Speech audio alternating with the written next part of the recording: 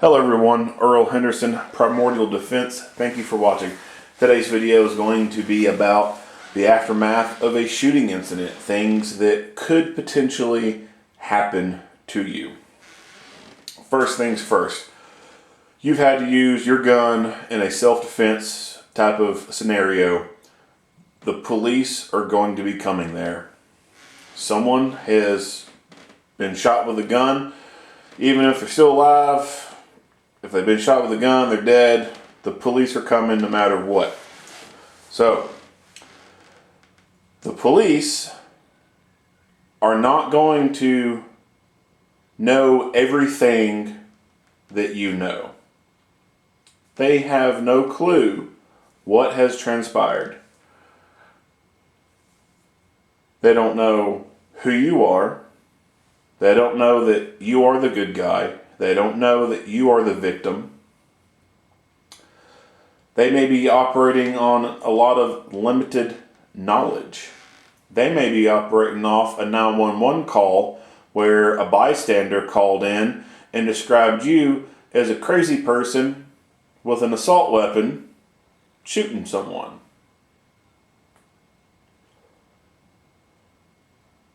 A bystander or witness who was not paying attention to anything at all, heard a gunshot, turned around, maybe you fired 5 rounds, they called 911, and they just gave a description that you're a crazy dude with an automatic weapon killing people.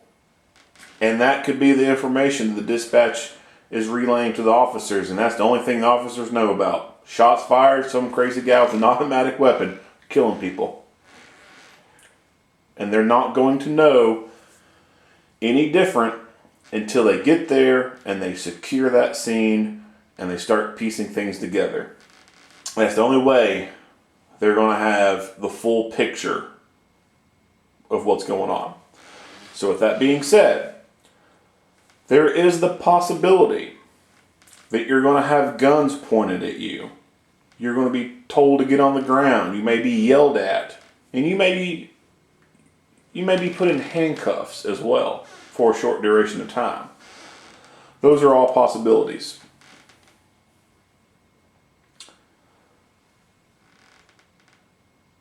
If you hear the sirens coming and you see the flashing lights, that should be your cue to go ahead and put your gun back in your holster or lay it on the ground.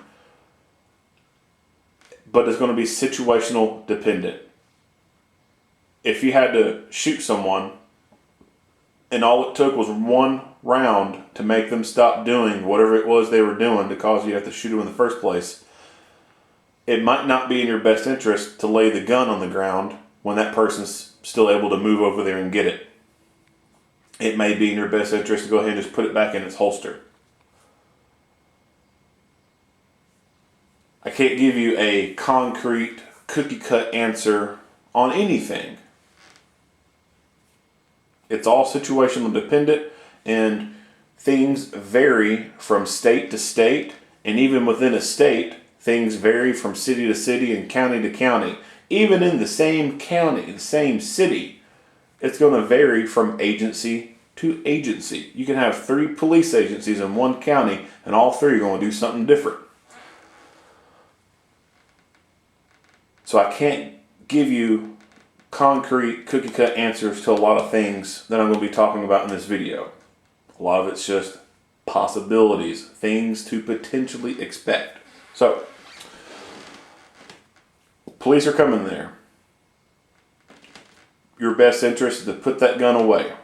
Try not to have that gun in your hand when the police get there. Now, there may be a scenario where you're having to hold a person at gunpoint and you can't put your gun away. Okay. Fair enough.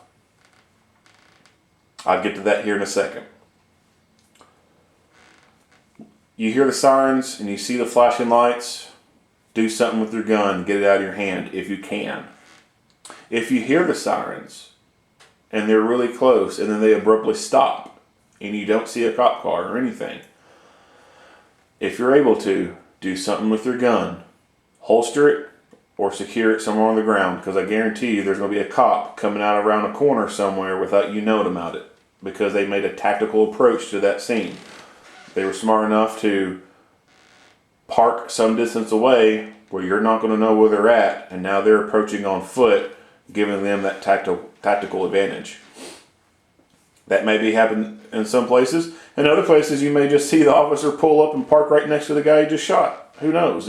Like I said, it's dependent upon where you go. Not everywhere is the same. If the police get there and the gun is in your hand, you're probably going to have guns pointed at you. And you're going to hear some very loud, forceful commands telling you to drop that gun. And that is exactly what you need to do. You need to drop that gun. That is not the time for you to start pleading your case. I'm the good guy. I'm the good guy. Does not matter at this point. Drop that gun. They don't know who you are. They don't know you're the good guy. For the police, the only people they know for sure who are the good guys are the people who are dressed just like them, wearing the same uniform, wearing the same badge, wearing the same patches. Those are the only people they know for sure are the good guys. Everyone else is a potential threat. They don't know that you're a good, law-abiding person. They're responding to a shots fired call and you got a gun in your hand. That's what they know. Drop that gun. Do not take the time to bend down and lay it down on the ground and take care of it. It is a tool. It is no different than a hammer or a screwdriver, a scraper, a little putty knife, whatever. It is a tool. Tools have wear marks on them from where you use them. Your tool, the gun, it should have wear marks from where you've been using it. If you want a pristine, pretty little gun, you don't have a fighting gun at that point. You have a collector's item. If you want a collector's item, by all means, get yourself a collector item. Get you the nicest 1911 you can get and put it in your safe or put it in a secure display box and enjoy it.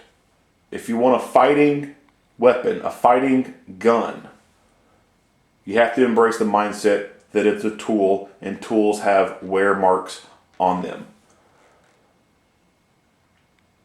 If you drop the gun and it gets a scratch on it, so what? So what?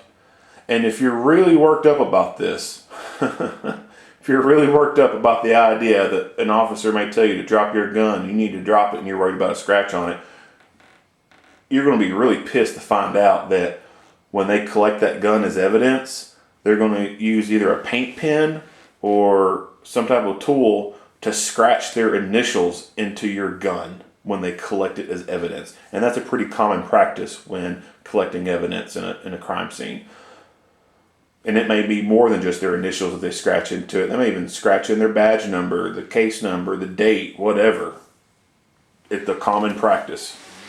So if you're worried about dropping that gun and getting a little scratch on it, well, you got something else coming to you when you find out if you get that gun back after it's been in the evidence room that's going to have scratches on it from where someone's scratched their initials and badge number into that damn thing or wrote on it with a paint pen.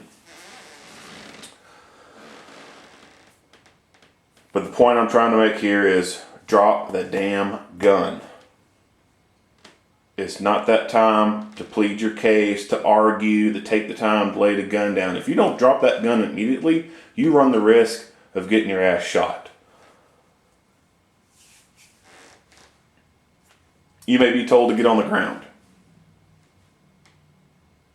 It may be raining out. The ground's wet. So what? I guarantee you it's going to be a whole lot more comfortable for you to lay down on the ground under your own free will than to be assisted to the ground. Because when you're assisted to the ground, it's not comfortable. You may be having handcuffs put on you. Handcuffs are not comfortable. They're not designed to be comfortable. You may have to put up with that for 10 minutes, 15 minutes, 30 minutes, an hour. I don't know the time frame involved. You may not even have cuffs put on you at all. But if you are being cuffed, it's not the time to start arguing about it. Not time to start pleading your case. And it's certainly not time to start blabbing about what went on. Just go with the flow, and it'll sort itself out. This is also the important time to note that anything you say can and will be used against you. So you should not be starting your own talk show at this point and talking about everything that went on. Because everything you say can and will be used against you. And you should not be making statements while under the influence of a drug. And that drug is called adrenaline. When a person is involved in a deadly physical encounter, a very high stress moment that causes fight or flight syndrome to take place, the human body goes under various psychological and physiological changes. You can experience things like auditory exclusion, meaning you never heard the gunshots, or you didn't hear certain things, or anything much of all. You can experience critical stress amnesia, where you forget big chunks of the event. Time distortion, etc. There's multiple things that could be happening to you. And studies have shown that within the first 24 hours, the first few hours of a critical stress incident like that, your memory is kind of garbage. And you have to get some rest, decompress, and full memories come back. This is why a lot of police agencies, when their officers are involved in officer-involved shootings, their policy is to wait 24 hours before the officer gives a full statement. They don't give a full statement immediately after the shooting.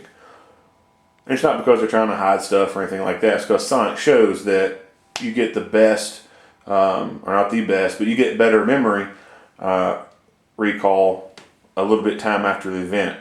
And that immediately after the event, you're frazzled, you're afraid. Someone just tried to kill you. You're not in your best mindset right now, and you are jittery, and you're under the influence of a drug called adrenaline. And it's just really not your best interest to be talking right after the event, because you can blurt something out, something so innocent sounding. Yeah, I shot the fucker. Well, yeah, you're all worked up. This dude just came at with you with a knife, came at with a gun, threatened to kill you, your family, whatever. Man, saying that statement could look bad for you later on down the road. So keep your mouth shut. If you need to point out critical pieces of evidence, like that person's gun is under that car, officer. When it fell to the ground, it slid under there. Or there's some bullet casings over there. There's a gun magazine over there. Point out evidence that the officers may not have seen, that you don't think they found yet. But don't just go into a full-blown talk show and give everything up, because you may say something in the wrong way that could come back to bite you in the butt. You need that legal representation before you start making full statements. If you're going to be making a phone call after a shooting, it should be to an attorney. And you should express that while you're making this phone call to your attorney, you don't need to be recorded. So if they put you in the back of the car, if they have an in-car camera system, they're supposed to turn the cameras off so they don't record you and your attorney's conversation. But really, the best advice is, call an attorney, tell them, hey, I need your legal representation for an incident. And your attorney, you tell them where you're at, where you're going to be at, and attorney come to you, and then you can talk in private and go from there.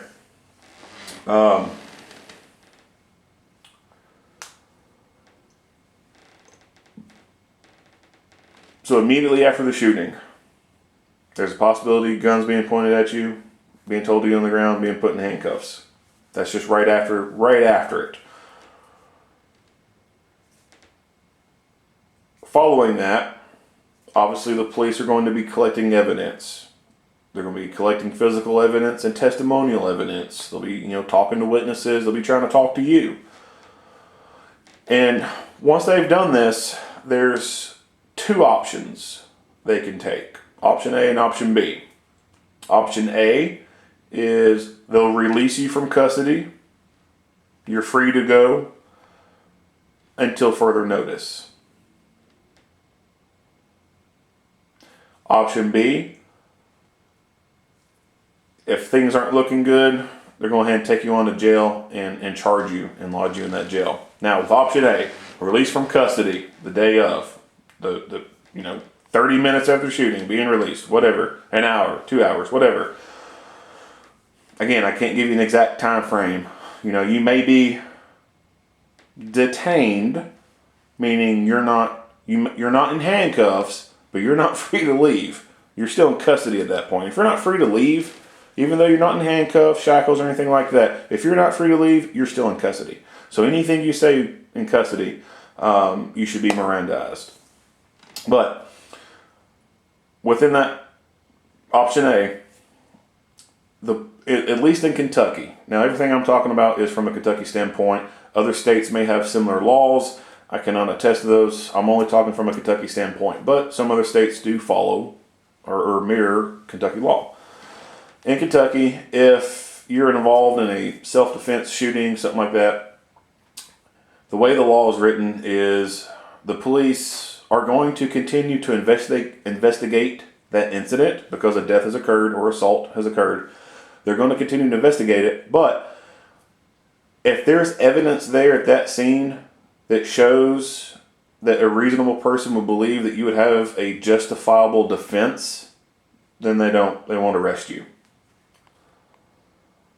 But if there's evidence there that is going to cast some doubt that you had justifiable means to use that force, then they could potentially go ahead and take you down to jail. So with option A, you could be released that day, but until further notice. And what I mean by that is the Commonwealth Attorney is going to be involved in this process as well. So the police collect evidence. If they choose not to go ahead and arrest you and charge you at that moment, it doesn't mean that you can't be arrested later. So they may release you that day, but because obviously the Commonwealth Attorney is going to be involved at this point, the Commonwealth Attorney is going to be looking at the case and they can decide, all right, well, we don't think we need to do anything either. Or they can leave it up to the grand jury for review. So they can go to the grand jury along with the police, present the information to the grand jury, and the grand jury really has two options, I guess you could say. They can give a no true bill or proceed with an indictment. And if they go with an indictment, that means you're going to be having an arrest warrant issued, and then that's going to start the whole judicial process, which I'll get into here in a little bit. If they go with a no true bill, that means you don't have anything else. You probably won't have anything else to worry about this incident. You can go on about your life. I also want to note that the grand jury is a secretive process. You will not be allowed to sit in the grand jury process, nor will your attorney be able to sit in on the grand jury process. The only people allowed in the grand jury are the judge, the prosecutor, the police, and the random citizens who are making up the grand jury for that month. Those are the only people in there. No witnesses are allowed in there. The press is not allowed in there. You can't even, after the fact, submit an open records request on any documents or anything relating to the grand jury to figure out what was said or anything like that. The only way that the only information or anything you're going to know about the grand jury after this process is when you're notified of no true bill, or you have an arrest warrant being issued on you. Other than that, you don't know anything else that's being said about you. And a grand jury is not like what you see on TV with a jury trial. You know, the random people sitting in the box saying, "We, the jury, find blah, blah, blah, blah." It's not that. A grand jury is just a group of jurors who go through the jury duty process. You know, they're summoned for jury duty. They get selected. And these people, they just meet in a room and they review cases that the police bring to them. And they decide whether or not, you know, people should be indicted or things like that.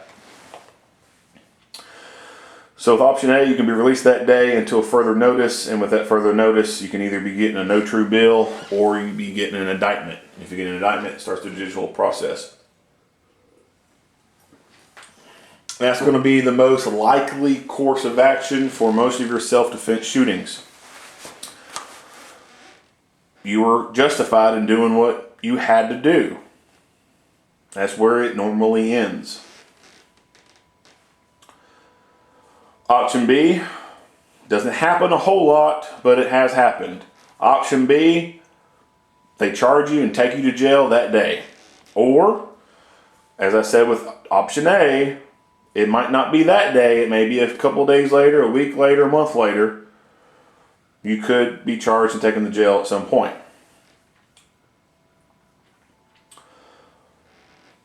If under option A, it takes a week, and then they said, oh, you got to go to jail. Or it goes with option B. Some of the stuff that happens is kind of similar, but obviously, you know, the process is slightly different between A and B when it comes to the judicial process. But before I go any further with A and B, what happens at the scene? I'll expound upon that a little bit more. So, police are there, they're collecting evidence. One thing you can be guaranteed is your gun's going to be taken as evidence. And it's going to be a little bit of time before you get that back.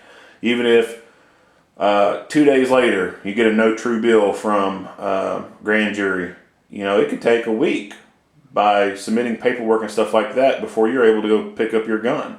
It could be a day or two before you go get your gun. It could be a month before you go get your gun back.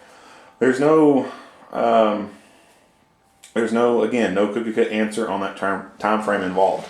But your gun will be taken as evidence. Your clothing is subject to being seized as evidence. If you got blood splatter on it, stuff like that, they can take that.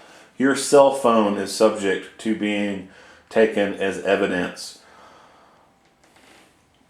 If the shooting occurred in your house, it's a home defense scenario, your house can be temporarily seized or made into a crime scene where you're not able to freely go through your home for a certain period of time. So, for example, if it's a home defense shooting, happened at midnight. Police get there, it's 2 o'clock in the morning, they haven't fully, processed the scene, they gotta wait for the detectives to come in and process the rest of it. You're not gonna be able to sleep in your home. You're gonna have to find somewhere else to sleep. And if they went ahead and took your clothes from you as evidence as well, it depends on where you're at. If you're there at the house and they say, hey, everyone needs your clothes, we got a bag for you to put them in, an officer may be, going to your bedroom for you and go through your closet and grab you a pair of shirt and pants or something like that and bring it to you. They're probably not going to let you just freely roam around your house and get things for the night. It's a crime scene. They have to maintain chain of custody with that scene. So you, the homeowner, the dweller, whatever, the good guy who had to defend themselves, you're going to be kind of limited in what you can do in your own home for a short amount of time. If you're not at home, if you're already down at the police station and they say, hey, we need to collect your clothes, they may have some extra clothes, in a closet for these kind of circumstances. It'd be like some clothes from Goodwill or something like that. Or they may have like a paper gown kind of thing that they can put you in. again, it's hard to say exactly what will happen because each scenario, each situation area is going to be a little bit different. If it's your vehicle can be seized for some period of time while they process it as a crime scene.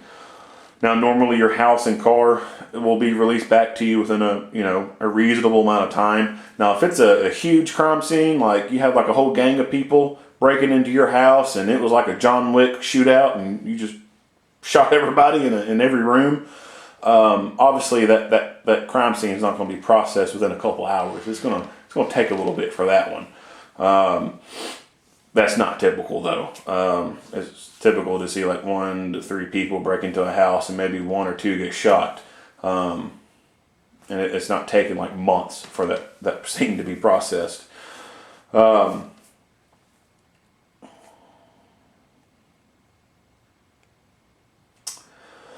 your house and home can be temporarily cut off from you. And your clothing could be taken, phone could be taken, most definitely your gun's going to be taken with your holster and stuff like that. They could be taking photographs of you. If you got injuries on you, they'll take photographs of that, etc. Now, going back into option A, option B. So talk about option A, being released that day, Commonwealth attorney, either deciding not to do anything with it or taking the grand jury and you get no true bill or an indictment from that. Option B, going to jail that day. Or if not that day, if a little bit after. The jail process is, it's kind of a lengthy process between what happens to you in the jail and then what's also going on with you for the court process.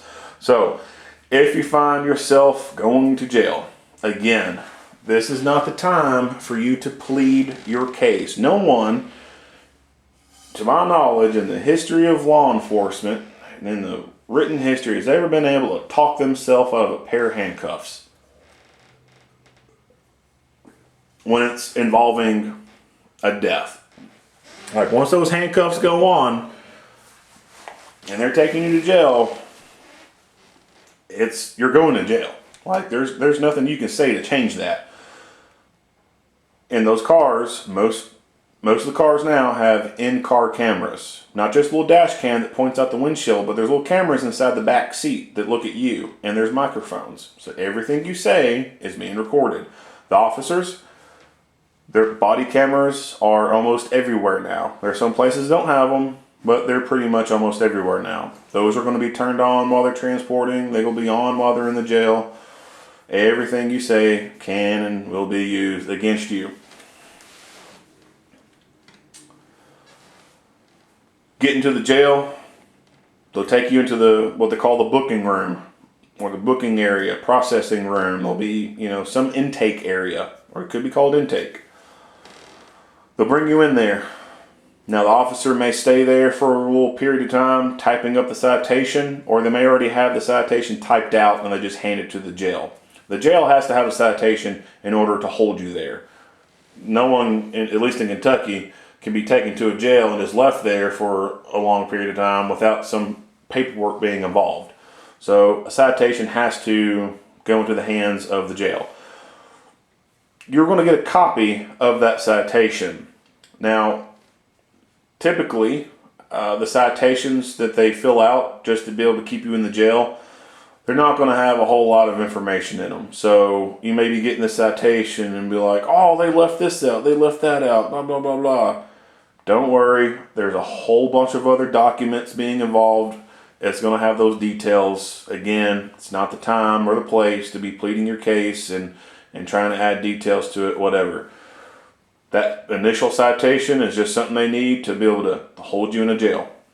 And you're going to be getting a copy of it.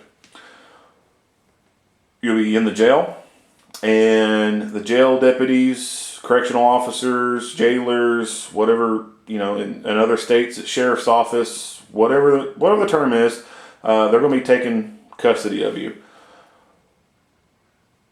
Expect for them to tell you to empty all your pockets and take all your jewelry off for the booking process, because they're going to pat you down, make sure you have nothing on you. Everything has to come out of your pockets, your belt comes off, all your jewelry has to come off. Even if it's your wedding ring, it has to come off. They're not going to take no for an answer. Jail sucks. Jail is a very authoritarian, totalitarian type of environment. You're not going to win there. You're not going to be able to win arguments. You're not going to get your way. It's not the Hilton, that's for sure. If you tell them you're not taking your wedding ring off, they're going to restrain you, and they're going to take it off of you. If they can't easily pull it off of you, they'll go get a ring cutting tool, and they'll cut your wedding ring off your hand, off your finger. They don't care. Do it all the time. People threaten to sue them all the time. Nothing happens.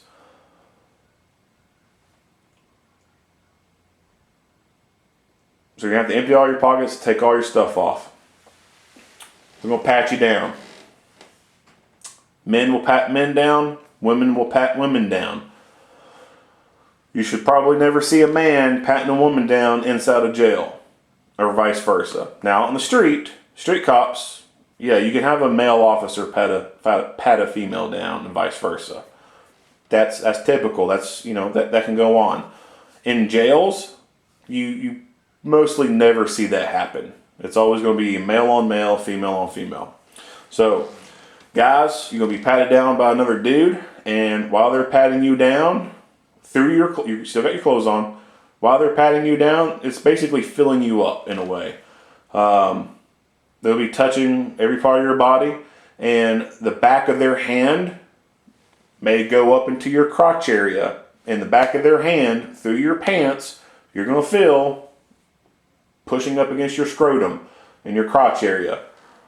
That is not the time to start bucking up and being, aggressive with them and oh, you're a faggot, man, you touching me, blah, blah, blah. That ain't the time to be doing that.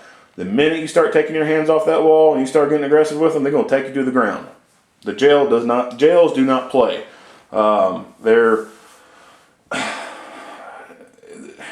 You could almost say jails are kind of barbaric in a way. So that, like I said, it's not the time to start bucking up and complaining about, some other dude's hand being near your junk. Women, when you're being patted down, you may feel the back of another woman's hand through your clothes brushing up against the bottom of your breast. You may feel the back of their hand through your pants brushing up against your genital area. Same thing. That's not the time for you to be bucking up and getting all aggressive about it and throwing a fit. They don't care. They're not going to take no for an answer. If you make an issue out of it, they can put you in what's called a restraint chair, which is one big plastic chair with straps on it that go around your wrist and your ankles, and big seatbelt looking straps that go across your chest and waist, and you'll send that thing for 4 hours. Or they'll put you in a little room and you'll stay in there until you start cooperating. If you become physical with them and they have to start putting their hands on you and you start bucking up and trying to pull your hands away, chances are you're probably going to get shot with a taser or sprayed with pepper spray. And you may be thinking, man, what the crap is this? Here I am, a law-abiding citizen. I had to defend myself. Now I'm in jail. And now I'm getting shot with a taser or sprayed with pepper spray. It can happen. Not saying it happens all the time, but, those are possibilities. So once they do all that, they're going to ask you a bunch of questions, They're going, what's your name? Where you live at? How tall are you? Eye color? You got any tattoos? You got any heart problems? Any medical problems? Where you work at? Are you suicidal? Have you had any suicidal thoughts before? Bunch of questions. All your property that you have with you, they're going to write down on the property sheet what you came in with. And it's only what you came into the jail with. None of that property sheet stuff is going to include what the police may have taken from you as evidence, like your gun. So if you start looking at this property sheet and you're like, oh, where's my gun at? Jail won't have it. They don't care. It's what you came past that door in to the jail with that's going to be on that piece of paper. And that's, again, arguing about that does nothing. It's not going to get you anywhere. It's going to cause people working there to have a headache, and You're not going to win. If you have any money on you, that money, they're going to count it there in front of you. They're going to probably put it in an envelope and put it in a safe somewhere. Your phone, jewelry, you can put in an envelope, and they'll be put in what's called your property bag or your property basket, whatever system that jail has in place. Whatever stuff you came in with, they got a special room called a property room. They'll put all that stuff in there, and it should be locked. Then you'll get probably a piece of paper about the rules for the facility, the jail rules or whatever. They may also give you some information about PREA, Prison Rape Elimination Act, something like that. Just a bunch of mundane paperwork, and none of it has anything to do with what you're charged with or anything like that. So arguing about, well, I ain't gonna sign it until I read it. That's gonna get you nowhere. If you don't want to sign it right then and there when they offer it to you, that's fine. They'll just take it and then they'll write on there refuse to sign, and they'll have someone else witness it. They don't care. You may also, depending on the charges and the jail and their policies and everything, if you shot and killed someone in self-defense, they don't care that your story is self-defense. If you shot and killed someone and you're being arrested for the murder, due to the charges and due to the jail's policy, they may dictate that you have to be strip searched before going to the housing unit or anywhere else within the jail. And so strip search is really invasive. You will go into a secluded room, and usually, 2 other people will go in there with you, and they'll tell you take all your clothes off one by one. They'll search your clothes for contraband, and then they'll tell you to, do stuff like open your mouth, lift your tongue up. If you're overweight, they'll tell you to lift your belly fat up. Women, depending on breast size, they may ask you to lift your breast up to see under it. And again, like I said earlier, it's always going to be male on male and female on female. Men, you may be asked to lift your scrotum and your penis or pull your foreskin back, whatever. Run your fingers through your hair, shake your hair. They're going to go through this whole process.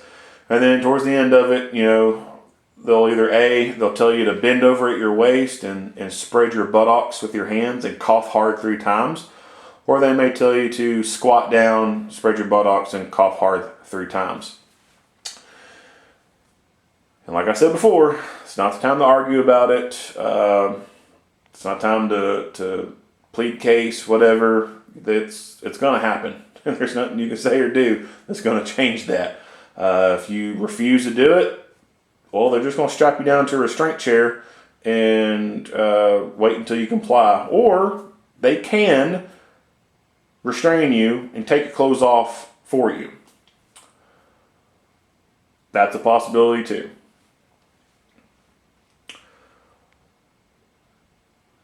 If they go ahead and do the strip search, they'll just go ahead and have you shower out. But if not, they'll go through that process of booking you, doing paperwork, stuff like that. They'll take your photographs, your mug shot. They'll do your fingerprints, and then they'll shower you. And most jails, any new intakes that come in, you have to take a shower before you go to a housing area. And the shower, they give you a delousing shampoo, and it's just meant to kill lice, stuff like that. It's just a standard procedure that pretty much all jails follow.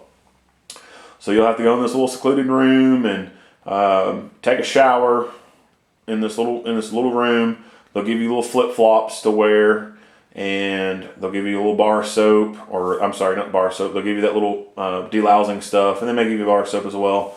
And they'll give you a rag and a washcloth, and you'll go do your thing. And then when you come out, they'll go ahead and have your jail stuff.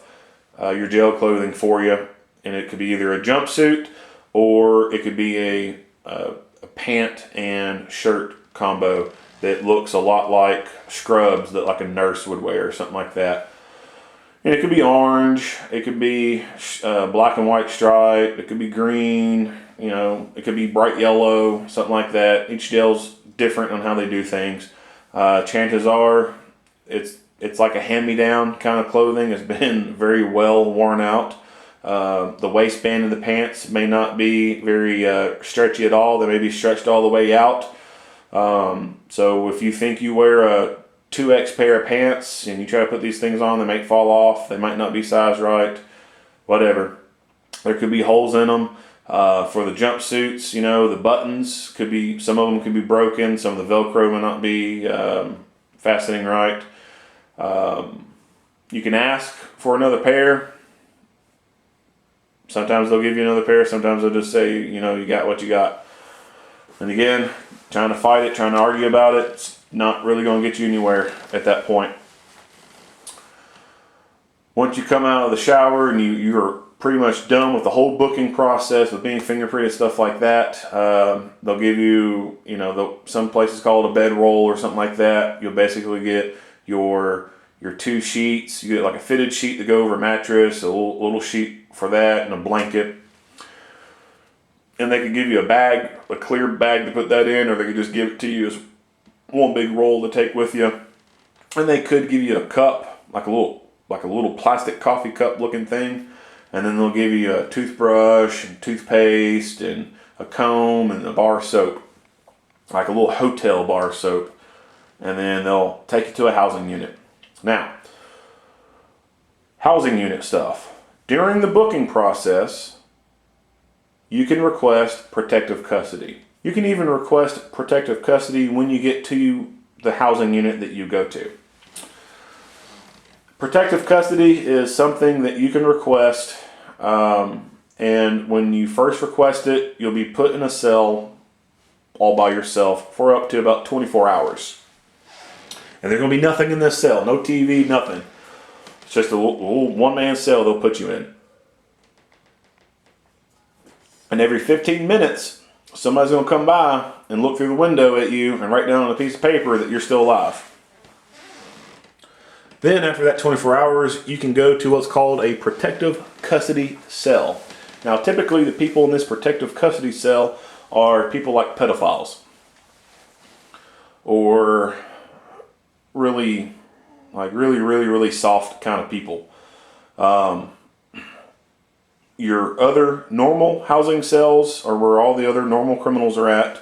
And from time to time, you can occasionally find one of those regular criminal dudes checked out into a PC cell. They need a break from the normal cell, or they done pissed everybody off in every other cell and they have nowhere else to go. And so they go to the PC cell, whatever.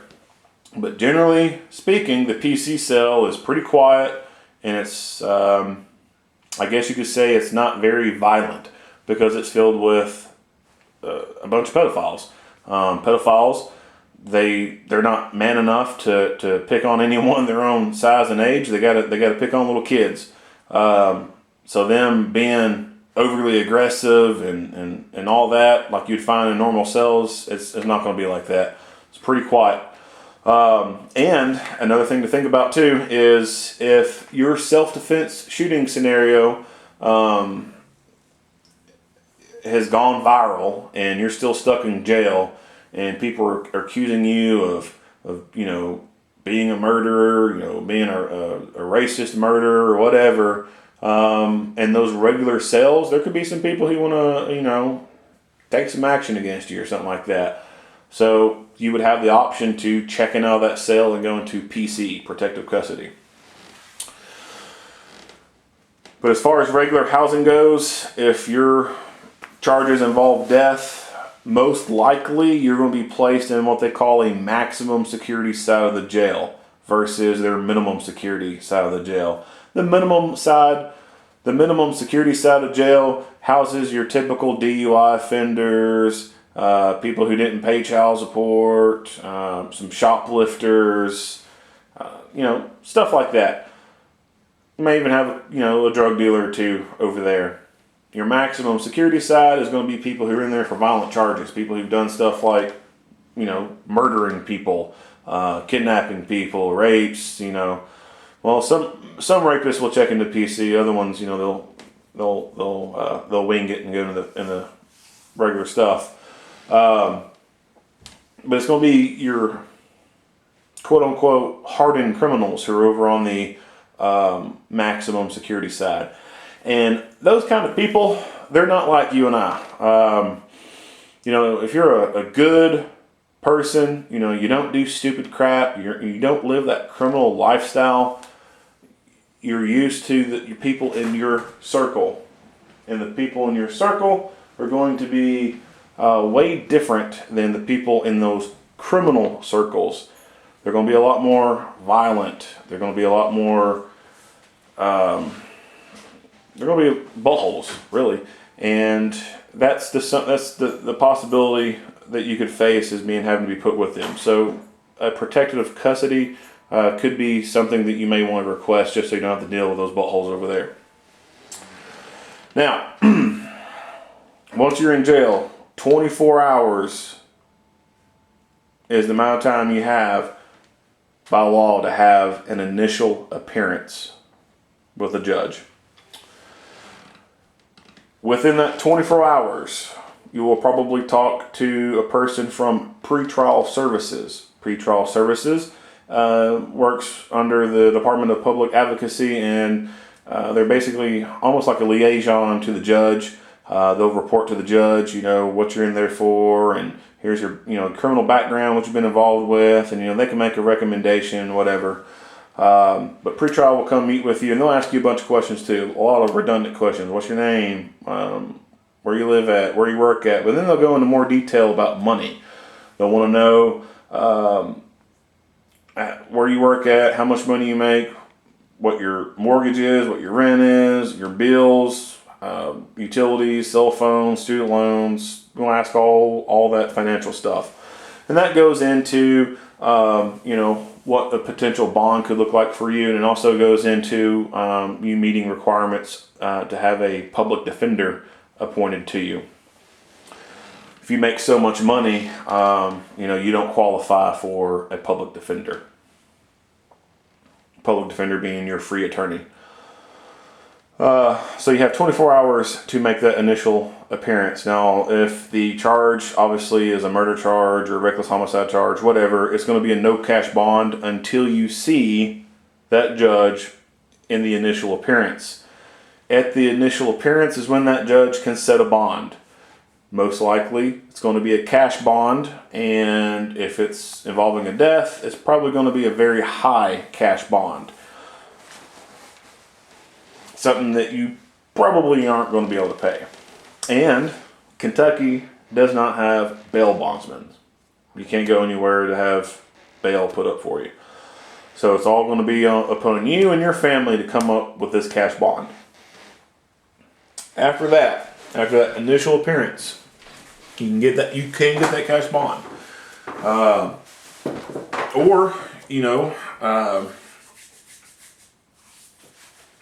You could be released there on a different kind of bond.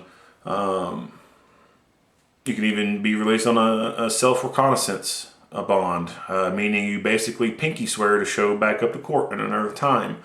You have a unsecured bond where you only pay a certain percentage. It's really up to the judge, the pretrial, and the circumstances involved and what they do at this point.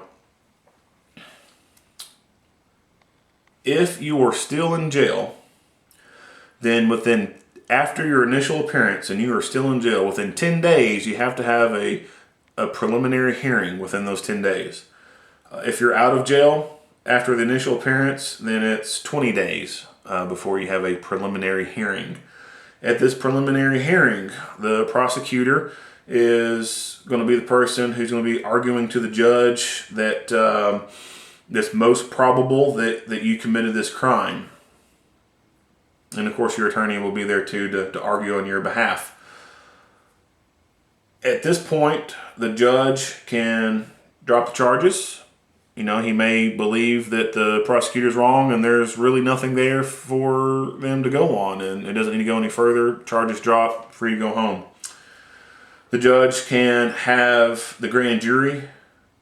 He can send the case to the grand jury, and the grand jury can either A, come up with a no true bill, or B, go with an indictment. Or you can agree to proceed forward without going through the whole process for indictment. there's also the possibility that your bond could change at a preliminary hearing. If they decide that, they're going to stick to their guns and they're going to want to prosecute you, then the judicial process goes on from there. Typically what happens after that preliminary hearing is, you may be approached with some plea deals. If you're being charged with murder, they may say, well, if you plead guilty, we won't go for the death penalty against you. Or, well, if you plead to reckless homicide, you only have to do 5 years instead of 20. Or if you plead guilty to this, you only do a year and have to do, 3 years probation or something like that. They'll try and make it sound really juicy to you to make you want to take that plea deal, because the process to going into a jury trial is very lengthy. So it's not a quick process at all by any means. So they want to do a plea deal to kind of get out of having to go through a jury trial, because it's a very long drawn out process. And plus also the prosecutor, when you plead guilty, that's kind of like a tally mark for them. Like, oh, I got another conviction. Oh, I got another conviction. Oh, and I got another guilty conviction. Ha, ha, ha. Here's my stats. So plea deals are kind of done to get people to plead guilty, so that, jury trials can be avoided, and so the prosecutors can add another notch to their belt, in my opinion. From there, if you fight it, say no, I'm not taking a plea deal. Then it goes into trial preparations. You're gonna have motions of discovery that'll go through a process, and then your attorney and the prosecutor, they'll argue to the judge about what evidence needs to be admissible for the trial, what evidence needs to be suppressed, can't be used, whatever. And then they'll go through jury deliberations. They'll have all the random citizens selected for jury duty come in. They'll ask them a bunch of questions. They'll weed through them and find their jury for that trial that they want to have. And then you go into the jury trial itself. And the jury trial could be a day, it could be a couple of days, it could be a week, however long it takes for that process to go on. So from day one, you being taken to jail, to jury trial, that could be a year, that could be 2 years. It's not going to be a week, I can tell you that. It's not going to be 2 weeks. Our Constitution talks about a speedy trial. I have to argue. What's speedy about a year? That's a pretty long process, and if you haven't been able to make bail and you're still stuck in jail, you're in jail for that whole year until something comes about with the end of that jury trial. After the jury trial, if you're found innocent, well, you're going to be released from jail and you're free to go back home. If you're found guilty, then you'll stay in that jail for a small amount of time until they have a couple more court hearings. They'll have a sentencing hearing, and then they'll go through the process of getting you set up to be sent off to a prison somewhere. So, the day you're found guilty, you're not immediately going to a prison. You'll still be in that little county jail for some period of time until all the process has gone through, and then they get you on a bus to the jail, or to the prison.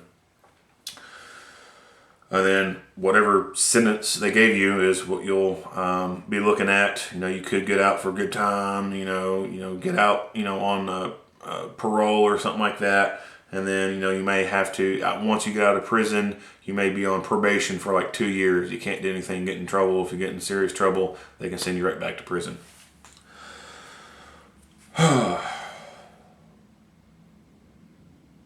But that's not those typical things that happen in most self-defense shooting scenarios. It's just those ones that's kind of sketchy, not a whole lot of information's there, a lot of public opinion being interjected and influencing local officials is really when that stuff comes into play. Now, it is worth noting that, the jury trial, you're found innocent. You cannot be tried for that crime again. It's done. It's over with. Double jeopardy in our Constitution. Can't do anything about it. But if you backtrack all the way back to the process where the Commonwealth Attorney goes to the grand jury and says, hey, grand jury, look at this, I need an indictment. If the grand jury at first says nope, well, there's nothing that says that Commonwealth Attorney can't go try again. Oh, I found new evidence. We got new evidence in this. Take another look, grand jury. Nope. Sorry, nothing there. Okay. 2 months down the road. Oh, hey, grand jury, we found some new evidence. Look at this case. They can try multiple times at the grand jury process. Your double jeopardy clause in the Constitution doesn't come into play at that point. It only comes into play after a jury trial. Now, as far as going back to jail, so jail sucks, and it should suck. It should be a deterrent for people. You shouldn't want to be able to go to jail. But if you find yourself in jail, it is a whole nother world. Like I said, it is a authoritarian, totalitarian kind of environment, and life goes on without you. Your rent, mortgage, all that stuff still has to be done. If you're not at work making money, then your landlord don't care. Your apartment, you're going to be evicted from it, and all your property is going to go somewhere. If your family hasn't done anything with your property, you expect that stuff to be thrown away. Even if it's all a bunch of sentimental stuff, landlord don't care. He needs that apartment to make money. Bank, foreclose your house, take all your stuff. Car, repo man's gonna come get it. Unless you got friends and family who are tending to your affairs and taking care of stuff for you while you're in jail, then a lot of your stuff's gonna go by. While you're in the jail, the housing assignment, I talked about that. Most likely maximum, but you could be on the minimum side. Depends on that jail and their policies and everything. Food sucks. They don't have like a cafeteria. Most of them really don't have a cafeteria or anything like that. They'll bring food to you, and they look like lunch trays, but they're stackable. They'll bring it to you in that, and they'll have it like on a cart or in a tub or something. They'll bring it to the cell door, and everyone will line up, single file line. They'll go get to the tray, and they'll either go back to their bunk or they'll go to a little metal picnic table in the room and eat there. The serving portions are pretty small. It's just enough to keep you alive.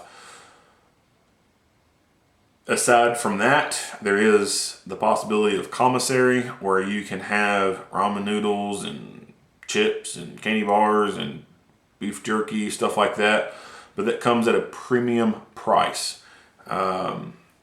Your family can put what they call money on your books. It's just, your commissary money. But the jail can take some of that. So when you go into jail, you start incurring debt at that point. Most jails have what they call a booking fee. So the jail will give you a receipt for them having to book you in, and it can be, whatever they assign it. Let's say, all right, well, our booking fee is $75. You owe that jail $75 for booking you in, giving you that free stuff. That's their price tag for housing you. So if your money or your family sends money into the jail to you and you still have an outstanding debt and they send you $50, well, that jail can keep $25 of it and put the other $25 on your commissary. And then on your commissary, you can buy things like ramen noodles, stuff like that, but it's going to be expensive.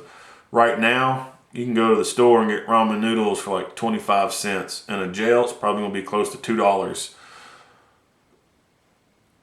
They charge pretty high for their stuff.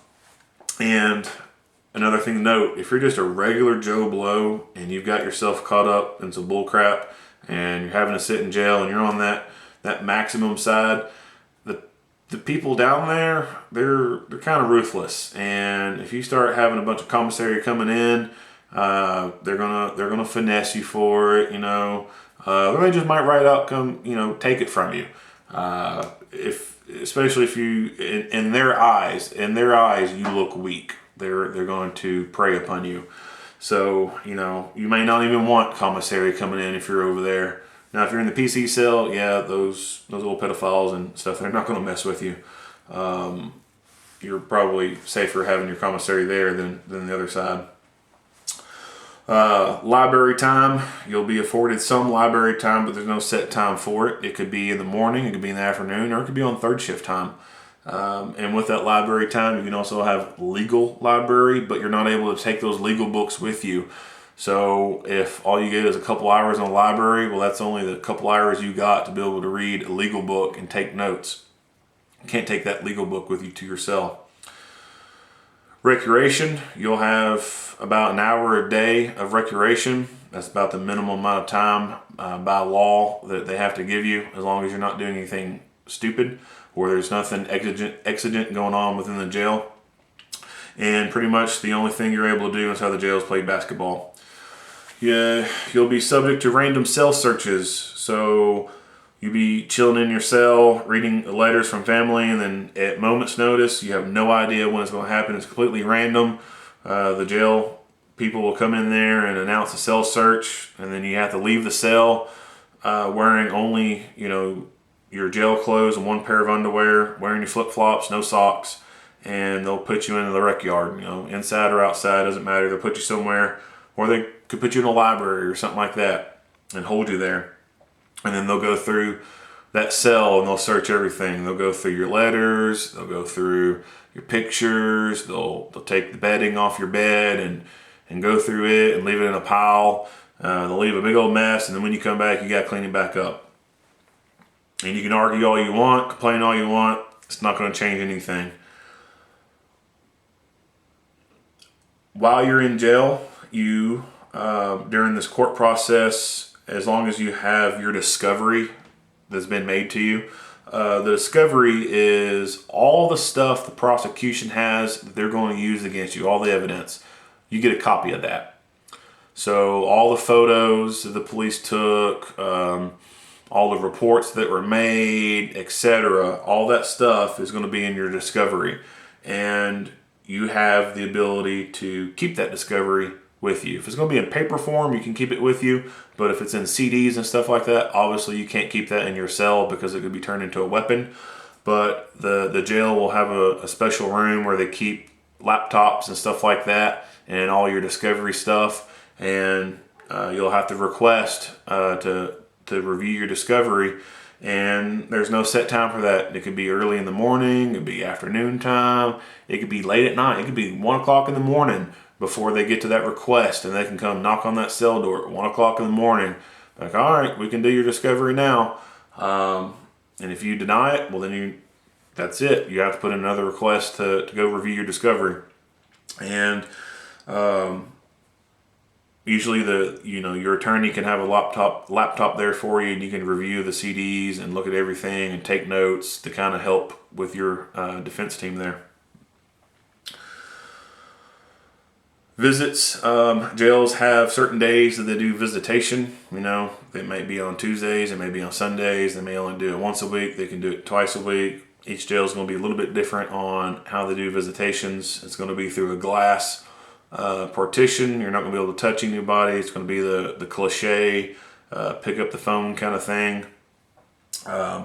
Aside from that, your only means of communicating with the outside world is through writing letters and receiving letters. And phone calls are extremely expensive. There's little pay phones inside the jail that you can use, but usually those companies that the jails contract with, they market up the price on those phone calls, and it can be kind of expensive to your family to pay for those phone calls so that you can just talk to them.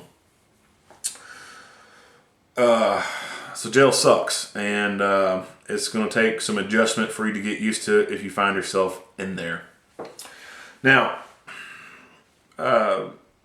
whether you're released, within a day of being in jail and they drop all those charges, life after that, again, like I said, they drop the charges and you go on. There's nothing to say the Commonwealth Attorney can't bring the issue back up again. Oh, we got new evidence. Here, grand jury, look at this again. So you got that to think about after the event. If you were in jail for a week or something like that and you lost your job, that's something you may have to deal with. And then, of course, the mental fight after having to take someone's life, dealing with the depression of that. or dealing with the mental stress of that, and then on top of having been in jail for like a week and then lost your job or something like that, that can cause a lot of depression. Of course, the mark of Cain, after having to do something about taking someone's life, you got that stigma that kind of follows you around. And especially if it became like a viral kind of case, you could have a lot of people who hate you, making death threats against you and your family. People could be finding out where you live, vandalizing your house, your car, stuff like that. So those are some possibilities, right after the fact that you could be dealing with. Not just right after jail, but even if, right after the incident, no one decides to pursue any charges. It's a closed book kind of thing, no questions about it. People can still get in their feelings and say that, you killed this little kid for no reason, or you killed this person for no reason. It was over nothing. They could label you as a monster, and you still would deal with stupid people's crap. If you ended up having to go to prison and you get out of prison, you may have to do some probation time, live 3 years or 1 year or 5 years or 10 years, some time frame involved of having to report back to a parole officer every once in a while, do a piss test every once in a while, get a job, show your pay stub, stuff like that, prove you're keeping your job, stay in good order with the state, and if any time you don't meet the requirements of your probation, they can send you right back to prison. And then on top of that, of course, if you've gone to prison, that means you got a felony, and then your chances of finding a good career after that are pretty low. If you had a pretty good job before something happened, then chances are you're probably not going to get that pretty good job back or get anything similar to it. A lot of felons have a lot of doors closed to them.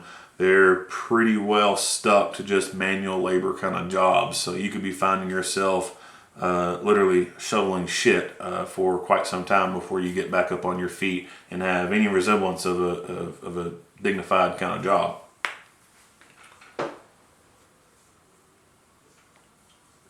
Those are basically all the things I had written down on my little board to talk about on the aftermath of a self-defense shooting.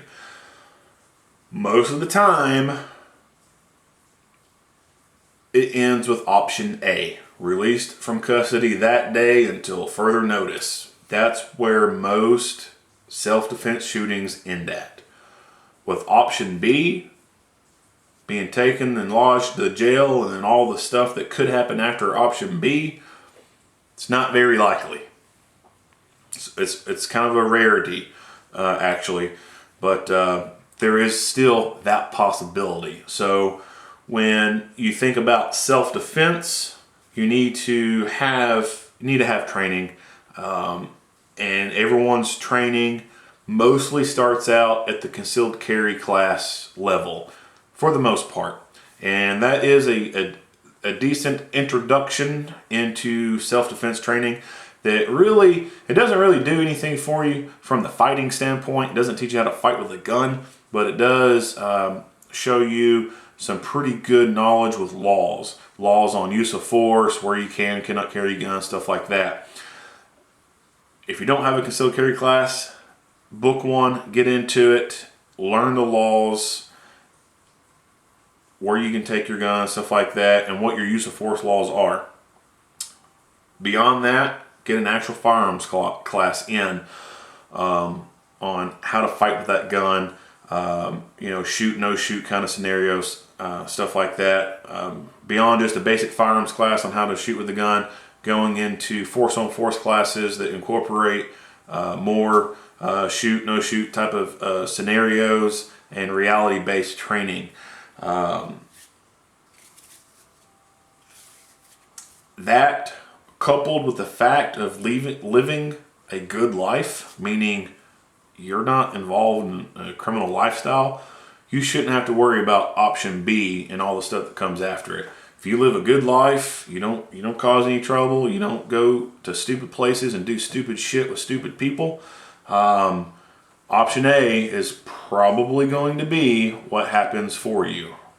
You may be put in handcuffs for a couple hours, for 30 minutes, something like that, and then released from custody that day until further notice. If If you have any questions or comments, go ahead and leave them down in the comment section. Give me a subscribe. Head on over to the Facebook page and do the same over there. Earl Henderson, Primordial Defense. Thank you for watching.